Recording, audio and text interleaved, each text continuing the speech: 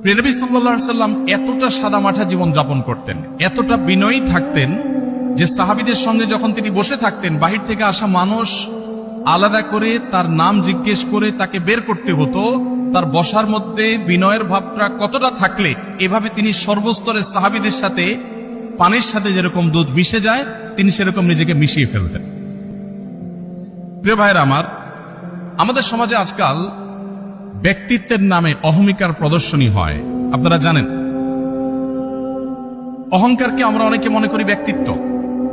প্রিয় নবী সাল্লাল্লাহু আলাইহি ওয়াসাল্লামের ব্যক্তিত্বের যে চূড়ান্ত শিখরে তিনি উন্নীত ছিলেন, সেই ব্যক্তিত্বের অধিকারে পৃথিবীতে আরেকটা মানুষের জন্ম হবে না।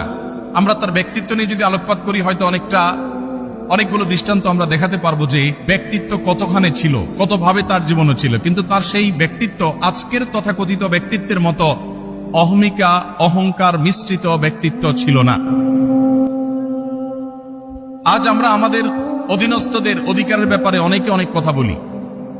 আমরা শ্রমিকদের অধিকারের কথা বলি, আমরা গৃহকর্মীদের অধিকারের কথা বলি, আমরা অনেক দুর্বল মানুষদের অধিকার নিয়ে কথা বলি। আর প্রিয় নবী সাল্লাল্লাহু আলাইহি ওয়াসাল্লাম সে সমস্ত দুর্বল মানুষদের ব্যাপারে বলতেন, ইখওয়ানুকুম খাওয়ালুকুম, তোমাদের অধীনস্থ যে ভাই ব্রাদাররা আছে তারা তোমাদের ভাইয়ের মতো, অধীনস্থ মানুষগুলো যারা আছে তারা তোমাদের ভাইয়ের মতো। আল্লাহ তাআলা জাআলাহুমুল্লাহু তাহতা আইদিকুম, আল্লাহ তাআলা তাদেরকে তোমাদের অধীনস্থ করে দিয়েছেন। অতএব তোমরা যা নিজেরা খাও তাদেরকে তা খাওয়াও, তোমরা যা পরিধান করো তাদেরকে তা পরিধান করাও।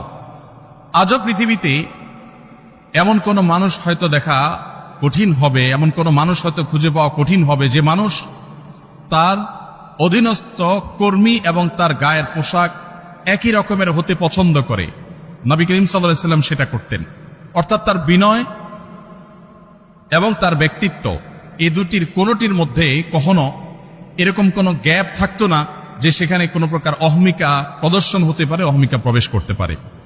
নবী করিম সাল্লাল্লাহু আলাইহি ওয়াসাল্লাম তিনি শুধুমাত্র সমাজের অভিজাত শ্রেণীর মানুষের সাথে বন্ধুতা করতেন না। আমাদের গুরুত্বপূর্ণ পদে থাকা মানুষগুলো, তাদের বন্ধুত্বের যে লেয়ার থাকে, শ্রেণী থাকে, সে মানুষগুলো থাকে সমাজের এলিট। একজন মন্ত্রী, একজন সংসদ সদস্য, একজন গুরুত্বপূর্ণ পদাধিকারী ব্যক্তি, তিনি তার বন্ধু বান্ধবের যে সার্কেল গড়ে তোলেন তারা তার ক্লাসের হয়ে থাকে। সাধারণত সমাজের যারা সাধারণ মানুষ থাকেন, এই মানুষগুলো এই তথাকথিত বড় বড় মানুষদের বন্ধু হওয়ার সুযোগ সাধারণত পায় না।